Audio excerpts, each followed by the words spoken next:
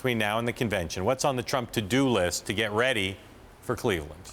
Well, there's still some party unification to get done. There's money to raise, for sure. I mean, he's got to start raising some money and pulling together. He started to do this already this last week, getting some of these big bundlers and donors together. But he faces a big financial deficit with Clinton. He's got to raise some of that cash. He's got to get some organization in place. I know he says he doesn't place as much value on it as a normal nominee might be. He's got to do something in that place. And then he's got to figure out who's going to be his vice presidential pick, who his running mate's going to be, which is going to be a huge thing. That, the convention, and the debates are going to matter more than anything. But for Trump in particular, the VP pick really, really matters because he has no political background and no governing experience. One other big thing he needs to do, which I think he started on in some earnest way, in earnest sense this week with his energy speech on Thursday in North Dakota. Trump needs an issues matrix. He needs, for the purposes of winning this election, to be more about insults and more about TV performance.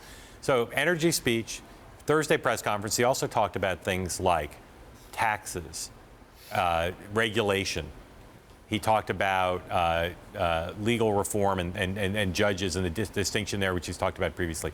Trump needs a center-right coalition on issues where the Republican Party can not just unite, but can win. So when Trump talks about cutting taxes, when he talks about getting rid of regulation, when he talks about energy and sort of a more of a free market approach to energy, those are all issues that Paul Ryan can agree with him on, and all where you could potentially see a winning national coalition for a party that has lost the popular vote in 5 of the last 6 elections. And it's not just, I think you're right about the issues, it's not just about the issues, it's also about, by addressing the issues, it helps him to clear the bar of fitness for office, because right now, if he spends a lot of time just trashing people and flying off the handle and getting into Twitter battles and offending people, the more he spends time focused on substance, the less time he'll spend doing that.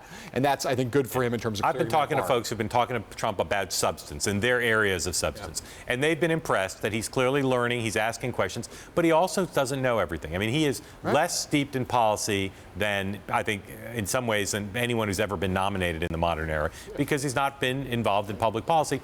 And the Clinton people look at that and say it's a joke. The fact that he's willing to admit he doesn't know everything about everything, which he did again this week on energy, a lot of voters are going to find refreshing. I don't think that's going to cause him to lose if he continues to get to Election Day and doesn't know everything and admits it.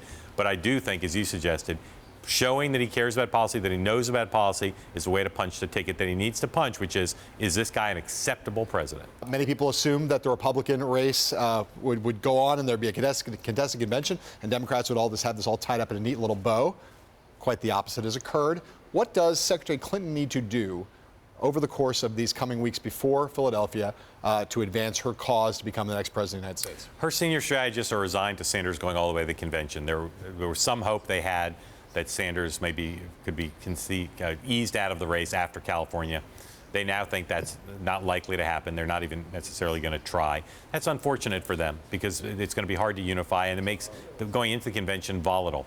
They've developed a very jaundiced view of Sanders and his personality, and now they face the task of trying to unify the party between the end of the nomination fight, the primaries and caucuses, and the convention, with Sanders still out there. What Bernie Sanders plans to do with his time after the primaries and caucuses end, I think is a big question that the Clinton folks are also wondering about.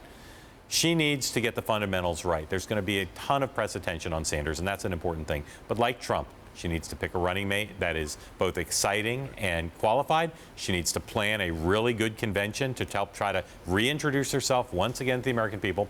And then she needs to kick some butt in the debates, particularly the first one. I think in the more immediate future here, I think really winning California and New Jersey would be really helpful. In terms of delegates, it's not going to matter. She's going to eventually be the Democratic nominee on the basis of delegates. Pledged delegates, she'll have the lead. Popular vote, she'll have the lead. With combination with super delegates, she'll be the nominee. But winning those would be symbolically important. She's going to win New Jersey, but California she could lose, and it would be bad for her. Well, that's why I'm saying I think it would really help her in terms of her argument with Sanders and in terms of unifying the party if she could win those two big states. Unfortunately for her, I hate to sound negative about this, but this is asymmetrical. It's fine for her if she wins. It's bad for her if she loses. I know, but that's why I say would really help her if she won. And then I think, the bottom line really is that Bernie Sanders, as was the case in 2008, there's one of these weird situations where the vanquished has more power to unite the party than the victor does. So a lot of this does come back to Sanders, but I think she will have to approach those negotiations and those conversations with grace and dignity, try to be as forthcoming with Sanders and respectful of his incredible accomplishment, which is an incredible thing, what he has done, starting where he started, getting to where he's gotten to, and especially be as solicitous as possible to his voters, paying heed to his issues. She has to do all those things to handle them very well. She still can't guarantee the right outcome here. Most of it still rests with Sanders, but there are things she can do to make it more likely that unity is achieved. I'll just say one more thing. This is where Hillary Clinton could learn from Donald Trump, but she's not his equal. It's just a pure performer. When Trump vanquished opponents, he then spoke very nicely about them most of the time. When she needs to turn and start praising Bernie Sanders, you know, she's going to have to show more political skill than she normally does. All right, moving on. Oh my God, that was James Carville. Just popped right up and basically instead of the buzzer, right? Yeah, what's going on? I love when he does that.